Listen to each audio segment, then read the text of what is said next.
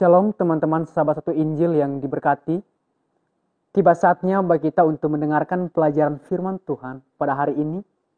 Semoga teman-teman sahabat satu Injil diberkati selalu, baik lewat pelajaran ini, dan kemudian diberkati secara jasmani maupun secara rohani. Pada hari ini, saya akan membawakan pelajaran dengan tema hukum Taurat dan hukum Kristus. Di dalam kitab Keluaran pasal 34 ayat 27 sampai dengan ayat yang ke-28, mari kita mendengarkan bersama-sama firman Tuhan. Berfirmanlah Tuhan kepada Musa, tuliskanlah segala firman ini, sebab berdasarkan firman ini telah kuadakan perjanjian dengan engkau dan dengan Israel. Dan Musa ada di sana bersama-sama dengan Tuhan 40 hari, 40 malam lamanya, tidak makan roti dan tidak minum air, dan ia menuliskan pada loh itu segala perkataan perjanjian, yakni ke-10 firman. Lalu kemudian di dalam kitab Injil Yohanes, pasal 1 ayat 17, sebab hukum Taurat diberikan oleh Musa, tetapi kasih karunia dan kebenaran datang oleh Yesus Kristus. Sahabat satu Injil, pada pelajaran sebelumnya di mana telah dibahas tentang zaman yang ada dalam Alkitab. Nah, sekarang tiba bagi kita untuk mendengarkan pelajaran tentang hukum Taurat dan hukum Kristus.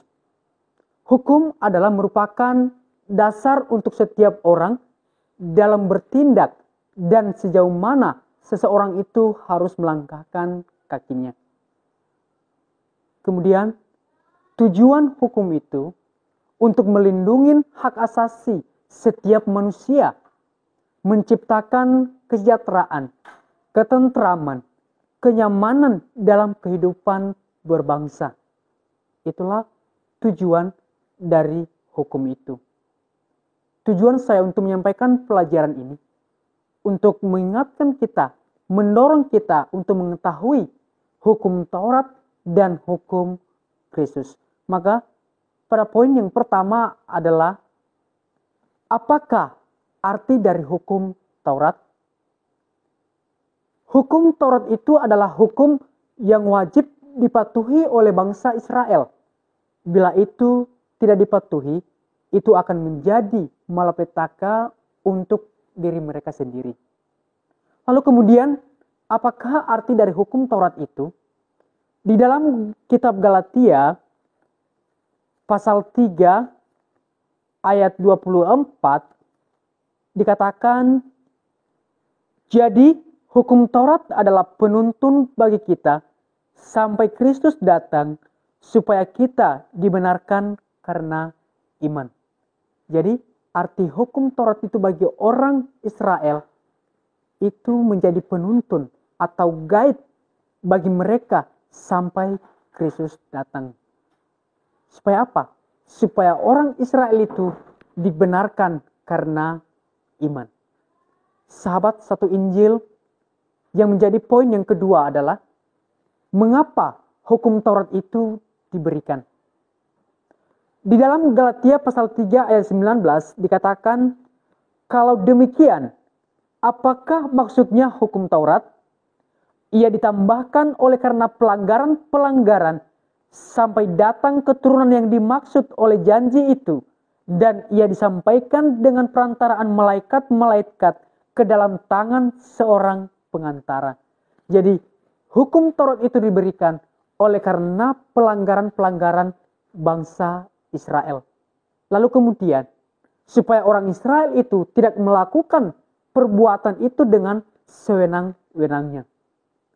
Kita tahu bahwa orang Israel gagal untuk melakukan perintah yang Tuhan berikan kepada mereka, di mana mereka telah melanggar peraturan itu.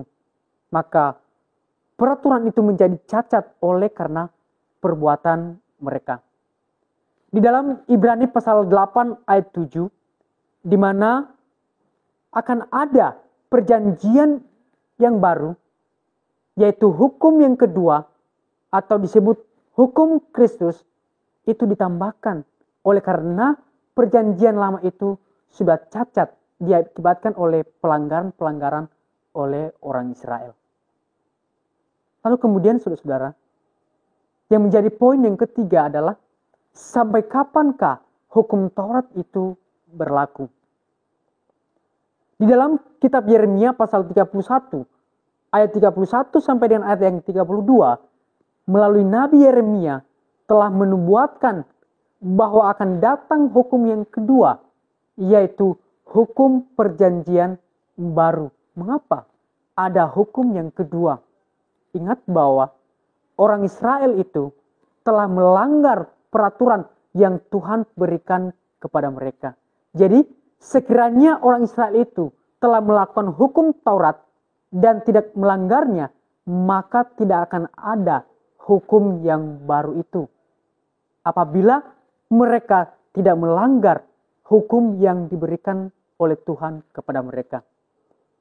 Lalu kemudian menjadi pertanyaannya, kapan itu telah digenapi? Atau sampai kapankah hukum Taurat itu berlaku? Di dalam Galatia pasal 3 ayat 23 sampai dengan ayat yang ke-25, di mana hukum Taurat itu berlaku ketika iman itu sudah datang. Jadi iman itu ditunjukkan kepada Kristus.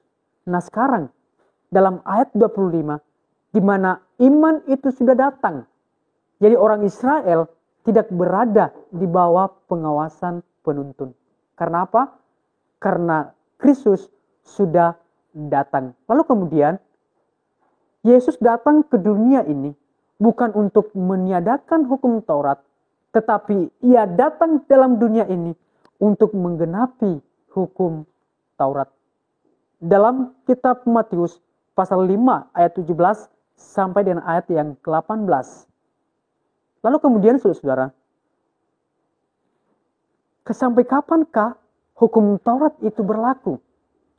Di dalam kitab Efesus pasal 2 ayat 15 sampai dengan ayat yang ke-16, di mana Yesus dalam keadaannya sebagai manusia, ia mati di atas kayu salib, ia telah membatalkan hukum Taurat dan peraturan yang telah diberikan Tuhan lewat perantaraan Musa kepada orang Israel. Tuhan sudah membatalkan. Tuhan sudah menghapuskan. Sehingga orang Yahudi dan bukan Yahudi, mereka hidup di bawah hukum Kristus. Lalu kemudian, yang menjadi poin yang keempat adalah, apakah hukum Taurat itu berlaku kepada orang Kristen masa kini? Jawabannya tidak. Mengapa? Karena hukum Taurat itu hanya diberikan kepada orang Israel. Di dalam kitab Ulangan pasal 5 ayat 1 sampai dengan ayat yang ketiga, dan kemudian kitab Keluaran pasal 34 ayat 27 sampai dengan ayat yang ke-28, di mana Allah telah mengikat janji baik itu Musa maupun orang Israel. Lalu kita hidup di bawah hukum mana? Nah, sekarang orang Kristen masa kini, mereka hidup di bawah hukum Kristus, adalah hukum kasih. Di dalam Matius pasal 22 ayat 34 sampai dengan ayat 40, di mana orang Kristen hidup di bawah hukum Kristus. Jadi ketika kita hidup di bawah hukum Kristus, maka tidak akan ada lagi di dalam kehidupan kita, baik itu dendam, baik itu kesombongan, iri hati, dengki, mencuri, dan segala jenis kejahatan lainnya. Itu tidak ada lagi di dalam kehidupan sebagai orang Kristen. Karena apa? Karena kita memiliki kasih, yaitu hukum Kristus.